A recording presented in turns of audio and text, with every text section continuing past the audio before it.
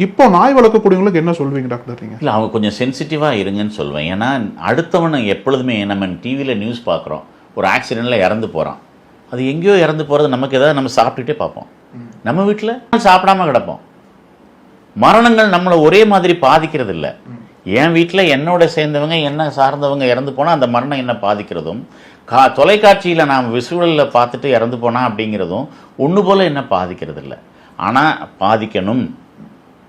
நாயினால் இவ்வளவு சமுதாயம் கஷ்டப்படுற மாதிரி இருக்கிறப்ப என் வீட்டு நாய் பக்கத்து வீட்டில் 2 பேரை தூங்க விடாமல் பண்ணுற அளவு குலைக்குதுன்னா, ஒன்று அந்த நாய்க்கு நான் தூக்க மருந்து கூட தூங்க வைக்கணும், இல்லை டாக்டர்கிட்ட கொண்டு போய் அதை காமிச்சு வேறு இடத்துலையாவது கொஞ்ச நாள் வச்சுட்டு அந்த குறைப்பு குறைஞ்சதுக்கப்புறம் வீட்டுக்கு கூப்பிட்டு வர அளவுக்கு நம்ம பண்பாளர்களை மாறணும்னு நான் நினைப்பேன்.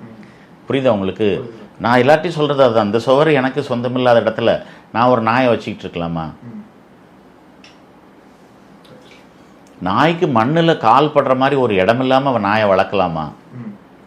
எனக்கு தெரியாது. இதெல்லாம் தப்பான விஷயங்களாக எனக்கு படுது. நாய் ஆர்வலனா இருந்தால் கூட. எங்கள் அம்மாவுக்கு ஒரு 7 ஏக்கர் இடத்துல இருக்கிறாங்க, அது பாட்டுக்கு 10 நாயை வளர்க்குறாங்க. எந்த நாயும் கடிக்காது, எந்த நாயும் ரேபிஸ் கிடையாது, எந்த நாய்க்கும் வேக்சினும் போடலை. ஆனால் காட்டுக்குள்ளே இருக்கிறாங்களா, தெருநாய்களோட பழக்கம் இல்லையா, அவங்க பாட்டுக்கு அவங்க வாழ்க்கையை வாழ்ந்துட்டு இருக்காங்க. அதுக்கு ஒன்றுக்கு ஒரு பேரை வச்சுக்கிட்டு கற்றுனாங்கன்னா அவங்க அது நாய் குறைக்கிறதே வர்றவனு நிறுத்த தான். நின்றுட்டான்னா அதுக்கப்புறம் ஒன்றும் இல்லை. அவன் தரும்பு நடந்து வந்தால் மேலே போய் காலை வைக்குமே தவிர கடிக்காது அந்த நாயெல்லாம். அது பசியோடு இருக்கிறது இல்லை. புரியுதா? அதுக்கு முக்கால்வாசி நாங்கள் வீட்டில் சோறு பண்ணணும் கூட அவசியம் கிடையாது. அது காட்டில் நலைக்கும் போதே அங்கே எலி என்னென்ன கிடைக்குதோ அத்தனையும் சாப்பிட்டுட்டு இயற்கையான வாழ்க்கையை வாழ்ந்துக்கிட்டு இருக்கோங்க. அந்த மாதிரி தான் நாய்களை வளர்க்குறதுக்கு லைசன்ஸ் கொடுக்கணுமே தவிர, நகரத்துக்குள்ளே ஆல்ரெடி லாவே இருக்குது. 1997 அனிமல் ஹஸ்பண்ட்ரி லாவே வந்து stray animals are prohibited in city லிமிட்ஸுங்கிறது இருக்குது. அது சட்டம். Stray animals, not only tax.